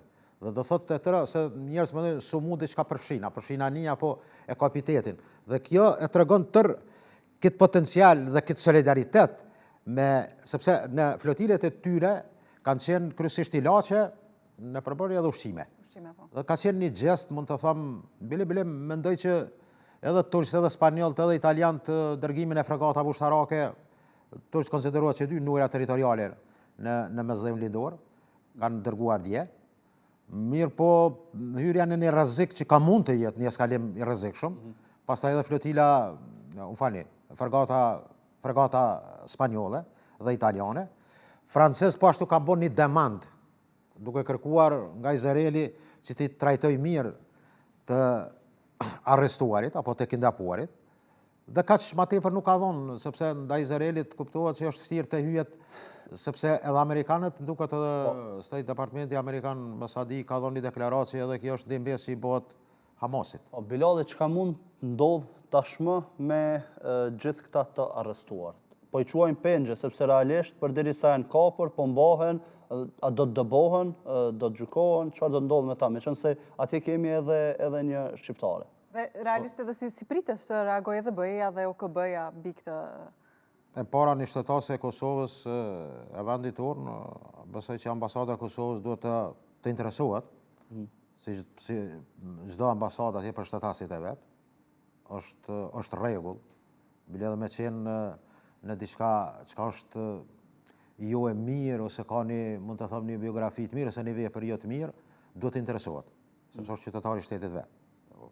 Jo që mendoj që aktiviteti i saj është human, nuk ka të bëjë me diçka që është kundër këtij apo pro këtij, por mendoj edhe BE-ja edhe çdo e bëra një pyetje interesante. Besoj që kjo do të jetë një gjest i mirë, thuaj za Izraelit për t'i liruar. Është besoj një procedurë shpejt, ata nuk kanë nevojë tash edhe me gjithë përfaqësuesit ma tepër se 40 shteteve, të marrin dhe të futin procedura ose të akuzojnë penalisht, rritjet të një akuze për vepër penale. Kjo do të jetë procedurë që ajtë të qymë të nësi lloj kundërvajtje, dhe besoj ndonjë gjobë apo lesim që më në fund edhe francesët, edhe belgët, edhe turqë do thonë që Izraeli boni gjestin e mirë dhe na liroj. Nuk ka nevojë, Izraeli ka 10.000 burgosën palestinez, të cilat i manë burgjet e tyre, edhe tash të ngarkoj edhe me një 500 që nuk i konvenon. Besoj do jetë një procedurë e gjestit pa e gjithë mirë. Do ishte edhe për imazhin e Izraelit për gjësim. Normal, aksioni tillë në fund e merë që ne jemi bili shumë vende dhe shumë opinionistë tonë edhe në Kosovë dhe Shqipëri, që dite me qujnë shumë vend demokratik Izraelin. E kam për sistemin e branë shumë tyre. Ka drejt, për shembull është shtypi, mediumet, opozita, mund flet lirisht. Mirë po nuk është bashkë ndonjë vend me gjithë këtë katrahur që ka ndodhur të jap epitetin në një vend më demokratik në lindjen e mesme. Meqense se sistemet e tilla në lindjen e mesme kanë aristokracitë të tillë ose sheik të tillë, të cilët marrin në një farë mënyrë janë despotik. Mirë po nuk largohet shumë edhe Izraeli për kësaj forme. Por sidoqoftë, mendoj që Izraeli ka hyrë në fazën ku mendon që me planin 20 pikësh të arrijë çka është shumë e favorshme për ta. Thëmë drejtëm, kjo një lojë e mira për Palestinën edhe për palestinezët është vetëm që mund të jesin gjallë.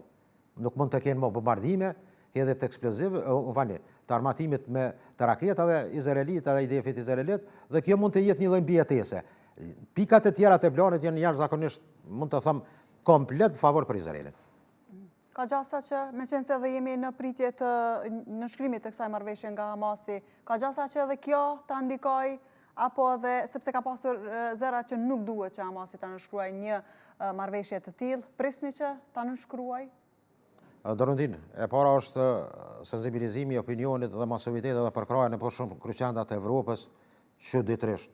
Nuk e ki këto në vende arabe, po Evropa perëndimore në aspektin, më të thëmë, publik, ka dhonë edhe të opinionit edhe të gjitha, më të thëmë, institucioneve që nuk kanë bëjnë me shtetin, kampuset universitare, OJQ, institucionet bamirëse dhe publiku, në përgjithësi populata, ka dhonë një solidaritet jashtëzakonisht e madh. Dhe mendoj që kjo është një meritë e mirë, sepse kjo tëra do të shkaktoj. Italia ka shku deri ato që sindikatat e tyre të punëtorëve kërkojnë bllokim të përgjithshëm të grevave në Itali të gjithë sektorëve. Dhe Italia është para një kollaps, si thëmë kështu, rreth aktivizimit e sindikatëve në përkraje të daljes së gjenocidit në Gaza. Dhe tëra kjo tregon që është, mund të them, një aktivitet i cili është për të përshëndetur, nga se ka të bëjë me çështje humane, me çështje njerëzore. Dhe çështja pikave që përmendet ju, mendoj jo, sipas Altanit, të mirit të Katarit, ende ka mundësi të bëhen korrigjime në tekst. Nga se është problem. Në Gaza kemë një përfaqësim të Hamasit flitet 25.000 deri në 35.000 forca. 35.000 njerëz nuk i kuaj depërton dhe është praktikisht është shumë problematike. Bile mendoj që do të ketë korrigjime, nga se ka intervenim edhe pej Katarit. Katarit tash ka marrë mund të them, një status jashtëzakonisht të fortë nga Amerikanë, që obligohet me urdhën e ekzekutivit të Trumpit, që po që se sulmohet Katarin ka do kush, atëherë Amerika do përgjigjet. Dhe në këtë drejtim Katari lu një rol të madh. Jo që në vend gjeografikisht dhe ka një kapacitet ose potencial të madh, mirë po është jetike për interesat amerikane, bili për krejt lindjen e mesme, Katari është pika edhe aludej, baza amerikane, që është me 10.000 ushtar amerikan, ka nësi jashtëzakonisht të madhe. Por e gjitha kjo mendoj që për të arritur ai plan, unë jam shumë skeptik, me thot drejtën. Sepse të realizohet dhe të 90% të krijosh qef për Izraelin dhe të krijosh siguri jashtë të madhe, mendoj që për kauzën palestineze e një e mira është që ndalet vdekja e njerëzve dhe uria. Një pyetje të fundit, Bilali. Në rast se nuk lirohen pengjet, ka gjasa që të ketë protesta globale siç ka pasur në 2010-ën? Besoj që Izraeli nuk do të lejoj veten të shkon, meqense ata dhe mund të bëjnë, mund të gjykojnë kundo, mund të sulmojnë kundo, edhe nuk kanë hup ligje ndërkombëtare, kanë rrotë e drejta e ligjeve ndërkombëtare nuk përfillet. Mund ndodh kjo që protestat nuk dalen edhe me mbajtjen e tyre edhe pa mbajtjen e gjithë kësaj, mund të them, këtij masovitetit të flotilave të aktivistëve nga mbi 40 vende. Besoj që do të arrijnë që në Evropën perëndimore të kemi mund të them format të ndryshme të protestave, qoftë edhe, mund të them edhe greva të thirrura nga Kanë shpërthyer edhe ashtu me njëherë protesta. Do ketë, për shembull, Gjermania ka pas një javë të fundit, zakonisht, kur ka ditë pushimi, javët e fundit, mobilizohen, është një sensibilizim i madh. Dhe mund të them drejtën, kem nevojë që këtyre njerëzve vetëm një t'ju them, ju lumt për aktivitetin dhe humanitetin e tyre, afër 200.000 pjesëmarrës kanë qenë në shtunën e kaluar në Berlin. Dhe është jashtëzakonisht për lavdat, nga se kem të bëjmë. Njerëzit e na shumë keq kuptojnë gjëra të ndryshme, sepse kitë bëjsh me një çështje që është humane, atje zhvillohet, po në them, lërësh një holokaust i ri dhe me të vërtet nuk them ne që mund të bëjmë ma tepër, por mobilizoni jënë duhet të jetë i dëgjueshëm. Bilali, të falenderojmë shumë që ishe sot në këtë Asi. Shumë faleminderit edhe njerë për kohën, ndërkaq nga këtu shkëputemi pak marketing e më pas kthehemi për të folur për një rrëfim suksesi të një njeriu i cili vije nga është shqiptar, por që jeton në Zvicër e që ndonë se në moshë të hershme ka marrë një licencë nga UEFA.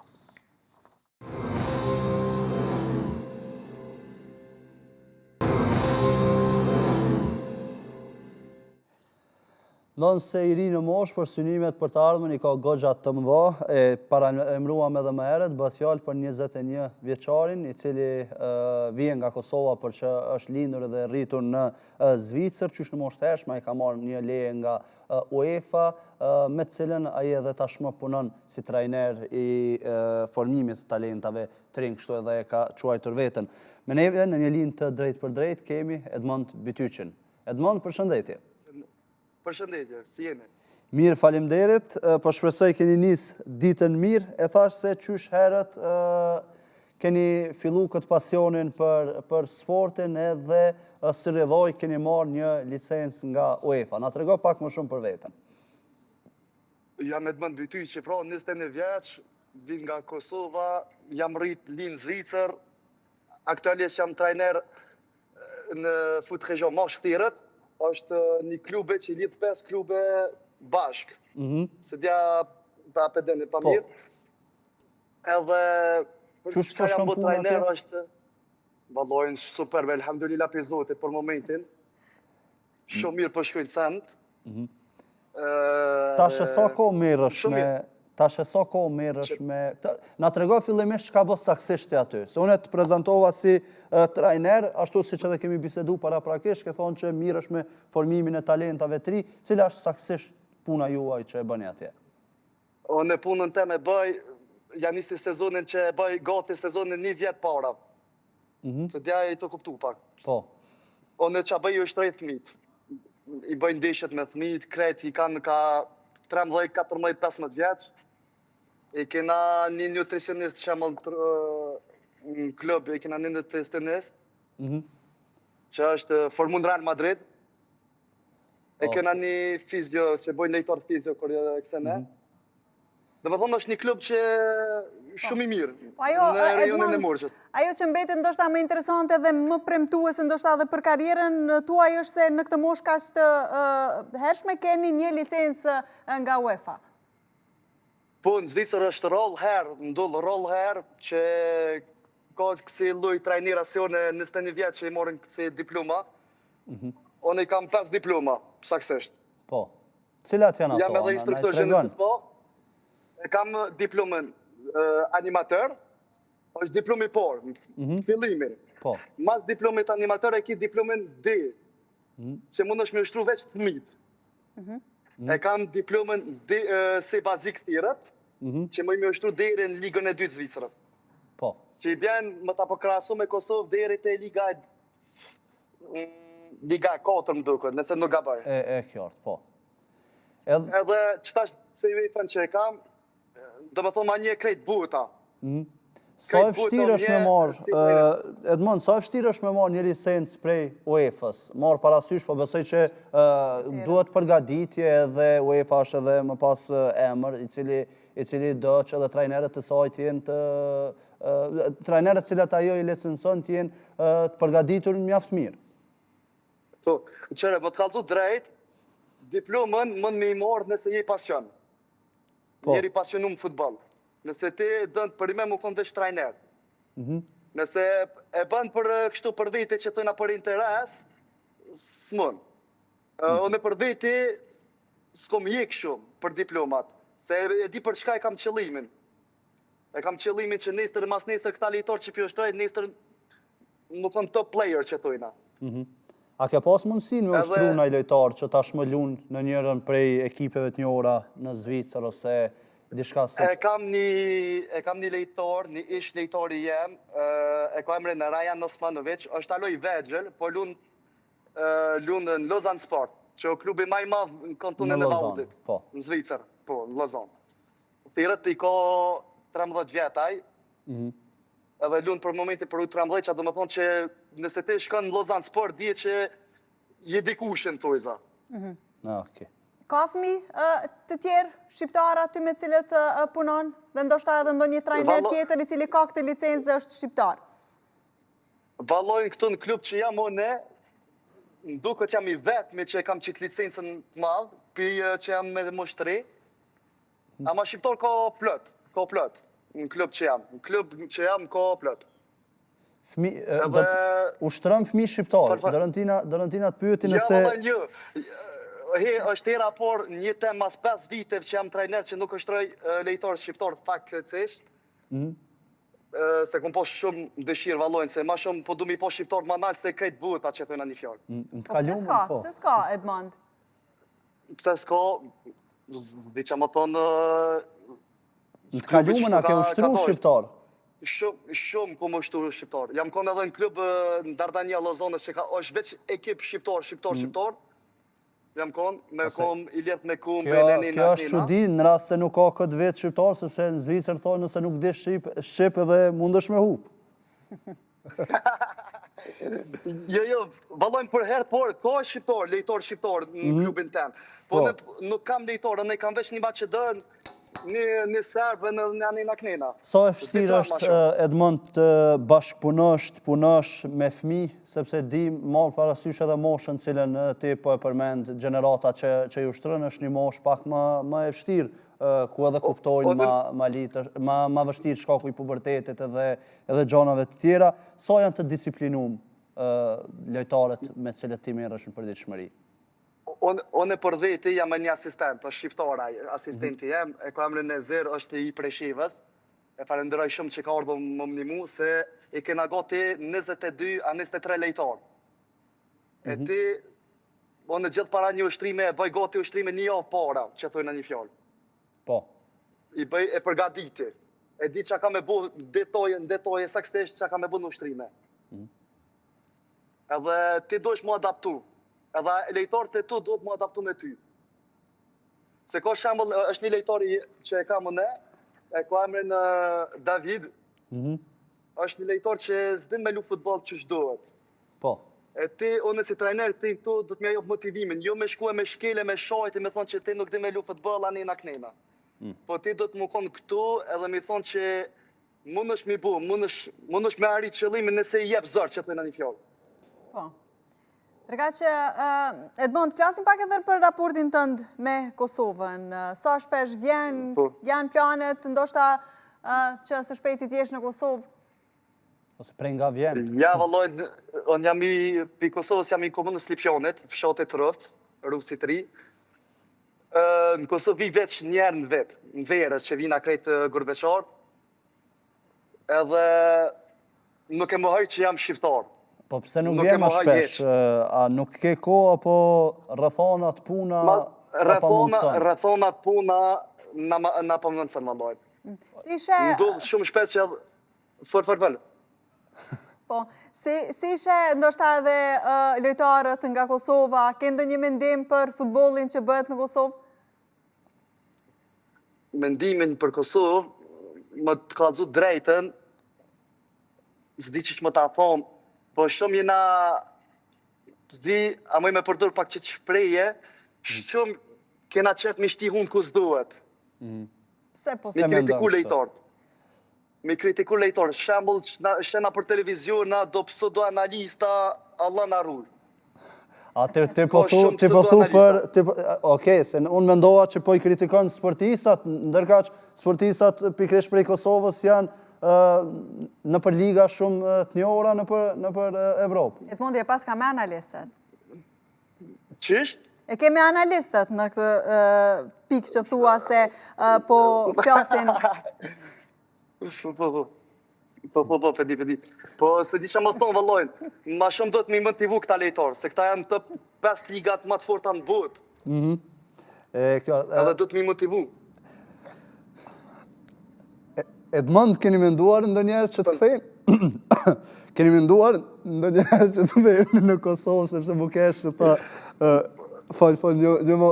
intervistat me mërgjimtar shpesher janë zbadvice edhe për ne. Keni menduar ndonjëherë që të veni në Kosovë, të kthejni në vendindje edhe më pas ndoshta të kontribuoni, me qënë se e keni këtë fuqin që të formoni talentet e rinj? Po mëre normal, çdo shqiptar që është në gurbet do më kthej në Kosovë. Edhe në qatë mentalitet e kam. Nuk e vohaj që të fu.